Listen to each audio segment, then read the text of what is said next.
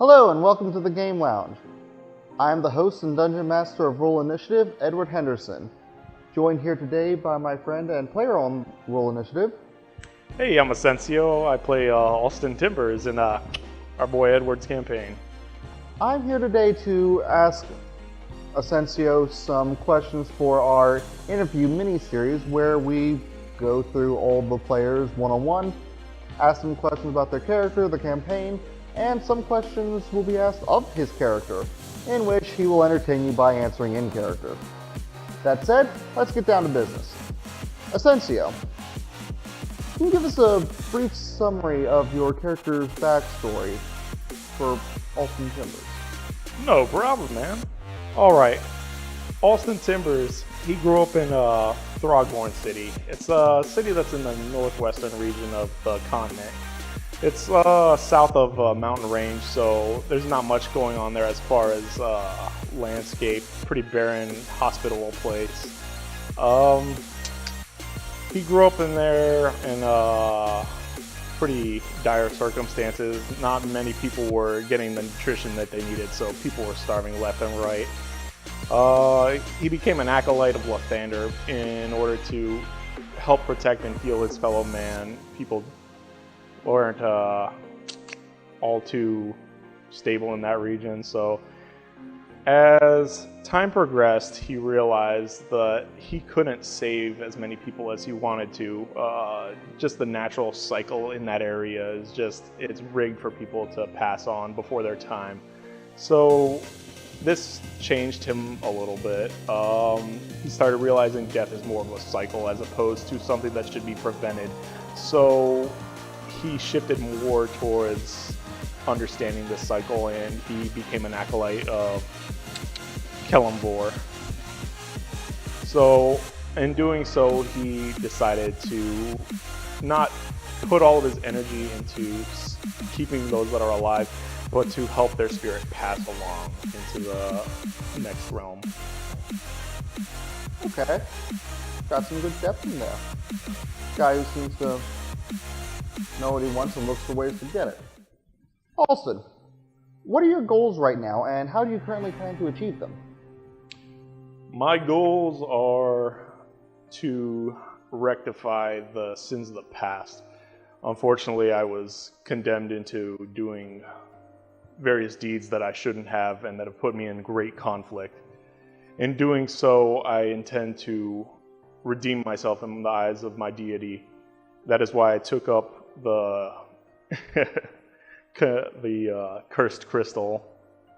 The reason why I'm doing this is to protect those around me and to establish order again within the realm.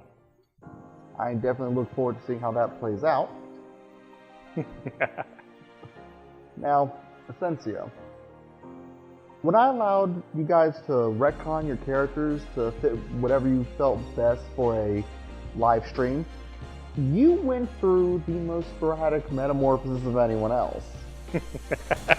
You started off as a hill dwarf life cleric, jumped over, originally on the chance to retcon, you were going to switch to a human necromancer wizard. And then a few days later, just before we start doing all these promotional recordings, you called me up and said that you wanted to switch instead to a human grave cleric. What was the thought process as you were bouncing between these options, and why did you ultimately settle on the new grave domain subclass for Alston Timbers?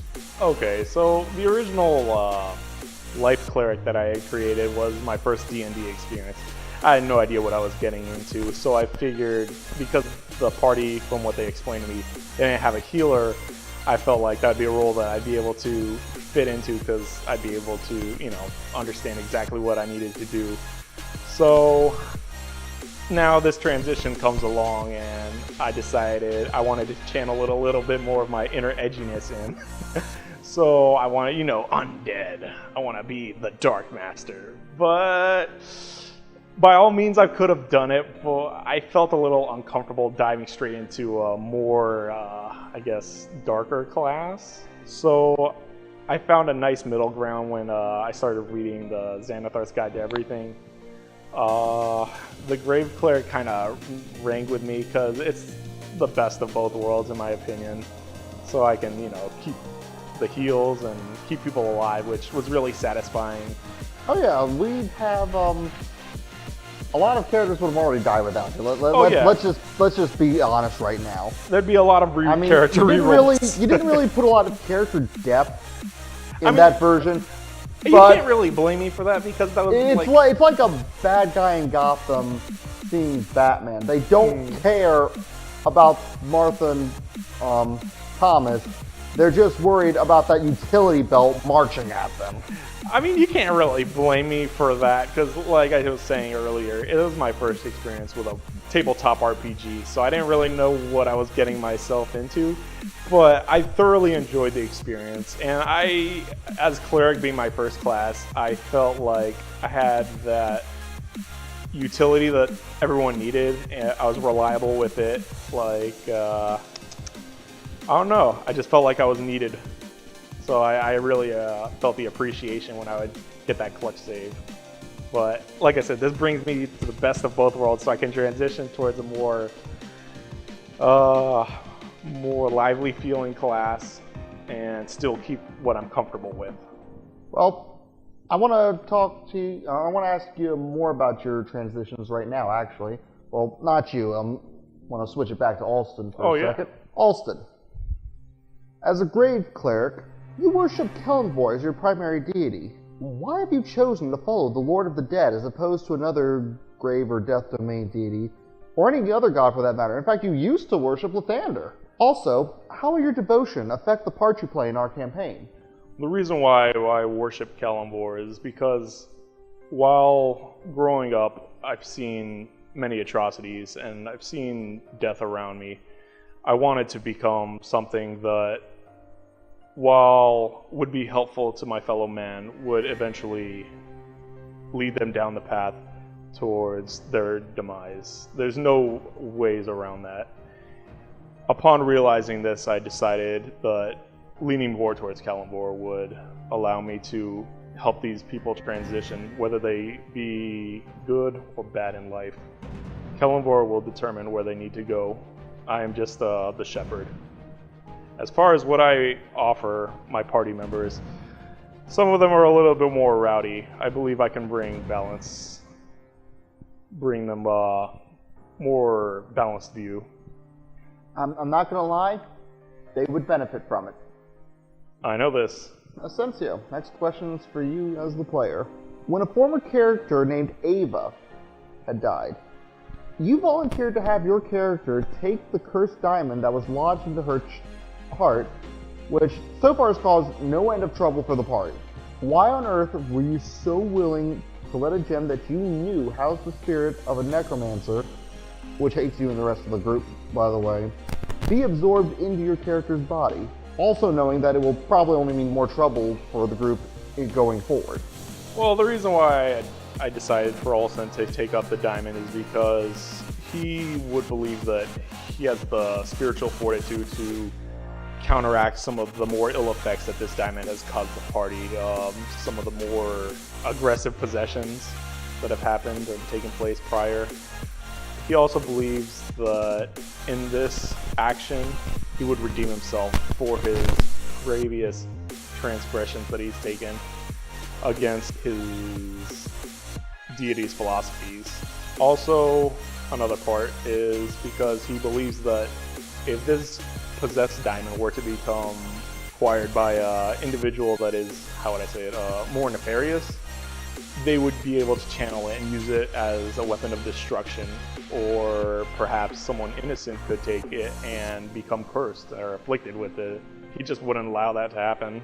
Next, I want to ask Alston about some of these transgressions, or at least the big one that the party is most familiar with. Alston, you used to work for Zerato, one of the party's most notorious enemies. Why did you originally align yourself with the Spider, and what are your feelings about having changed sides? I originally aligned with the Spider because, unfortunately, I became aware of his plan. Along the trail between Gravel Mine and Throgman City, a fellow acolyte of mine were scouting for undead that had been known to travel around the area, In doing so, we were ambushed by a hobgoblin scout from the Grey Fang tribe. Unfortunately, my fellow acolyte became grievously wounded, and there was nothing that I could have done to save him. But in doing so, we extracted quite a bit of information. Upon learning this plan that the spider had for Gravel Mine City, we realized that we couldn't allow him to transgress, and we decided that upon his death, I would go and stop the plan that he had. Having changed sides has allowed me to redeem myself. I put a lot of effort into trying to revitalize my connection with the Lord that I possess.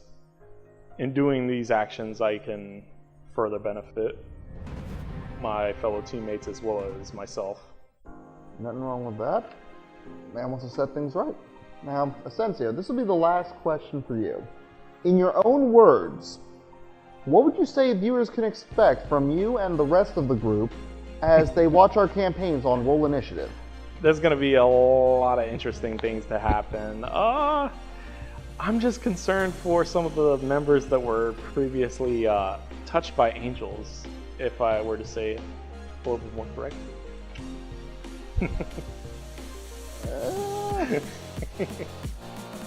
Sure. Alston, last question before we leave. What else would you like the viewers at home to know about yourself?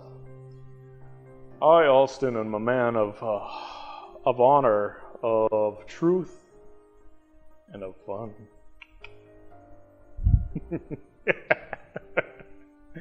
And you're a cleric. We are going to get so many jokes in the comments. That has been Acencio and his interesting character of Alston Timbers. You can see him and our other players when we start engaging in our campaign of Roll Initiative. First episode is set to air on January 14th, 2018 at 1 p.m. Eastern. We'll see you then.